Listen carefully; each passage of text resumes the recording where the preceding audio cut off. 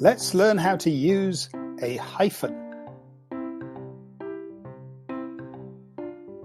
A hyphen is a small line that looks very much like a subtraction sign. It can be found at the top right-hand side of your keyboard, next to the 0. The hyphen should not be confused with the dash. The dash is a longer line and serves a different purpose.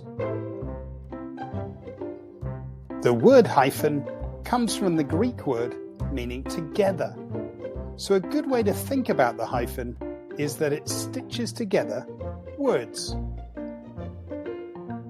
Now, before we start joining together words using a hyphen, we need to think about words that are already glued together.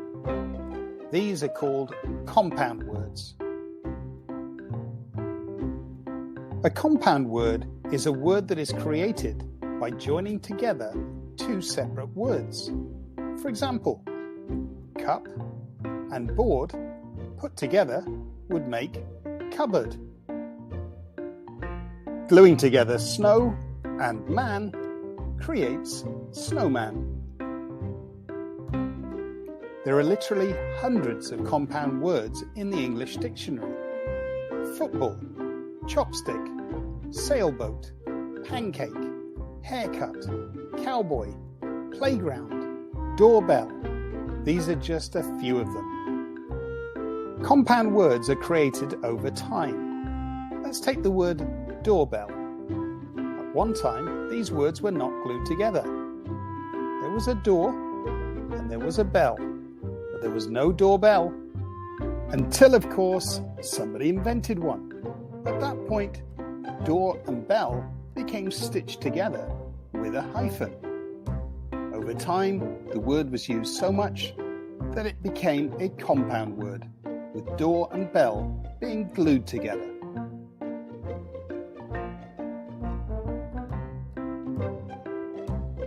It's really interesting to see how words change over time. Let's take the word email. This word started off, when it was first used, as electronic mail. Eventually, it was stitched together with a hyphen and became email. And now it's been used so often that it's glued together. No hyphen is needed. It's simply email. There are many categories of words that are hyphenated. For example, hyphenated nouns. Remember, nouns are people, places, and things. Co-pilot, runner-up, X-ray, son-in-law, bird of prey, merry-go-round, great-grandfather, and passer-by. There are hyphenated verbs: sleepwalking, gift wrapping, babysitting, video gaming, take off, follow up, skydive, dry clean.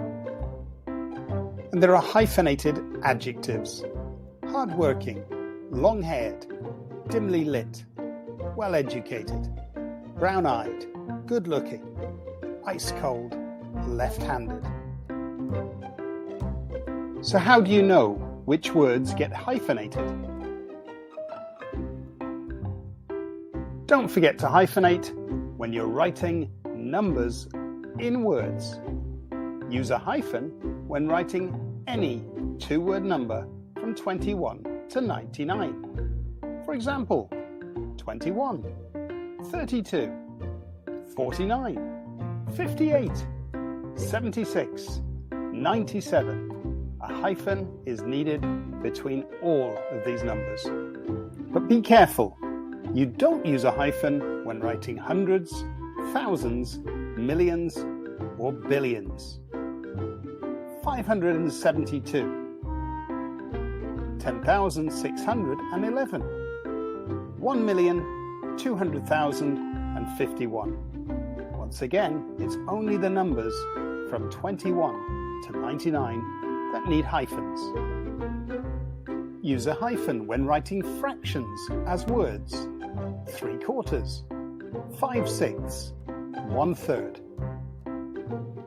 Use a hyphen when showing distances of time. 1914 to 1918. 1939 to 1945. 2021 to 2022. Use a hyphen when writing sports scores. We won the match 2-1. Our school lost the basketball game 48 to 52. Use a hyphen when writing people's ages. Jenny is now a 16-year-old. Don't forget to hyphenate compass points. Northeast, southeast, southwest, and northwest.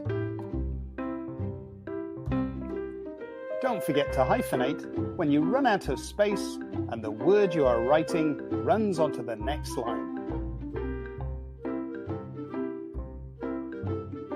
Don't forget to hyphenate when you want to show your reader that someone is stuttering or stammering.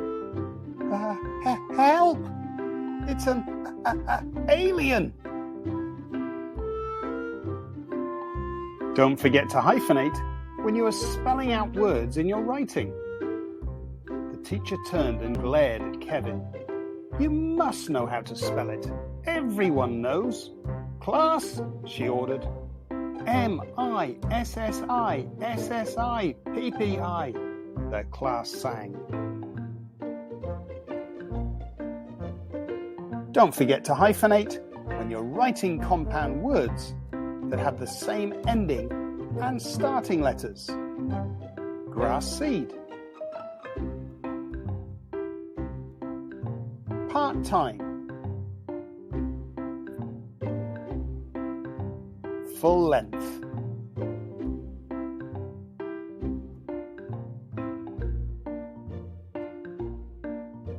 Don't forget to hyphenate when you're using the prefixes cross, ex, and self. For example, cross-country, ex-boyfriend, self-confidence. Don't forget to hyphenate when you use a prefix before a proper noun. Anti-American, transatlantic, pro-European. And finally, don't forget to hyphenate when without a hyphen, the meaning of the word changes. Have a look at this example. I saw a man with a walking stick. I saw a man with a walking stick. With the hyphen, it's clear that the man is walking with the aid of a walking stick. However, in the first sentence, it does feel as if the stick is actually walking. Here's another example. The manager wanted the player to resign. The manager wanted the player to re-sign. That hyphen makes a big difference to the meaning of the sentence. So there you have it. The hyphen is just a small line, but it can make a significant difference to the meaning of your sentences. Yes, the hyphen stitches together words to make it clear to the reader what you're trying to say.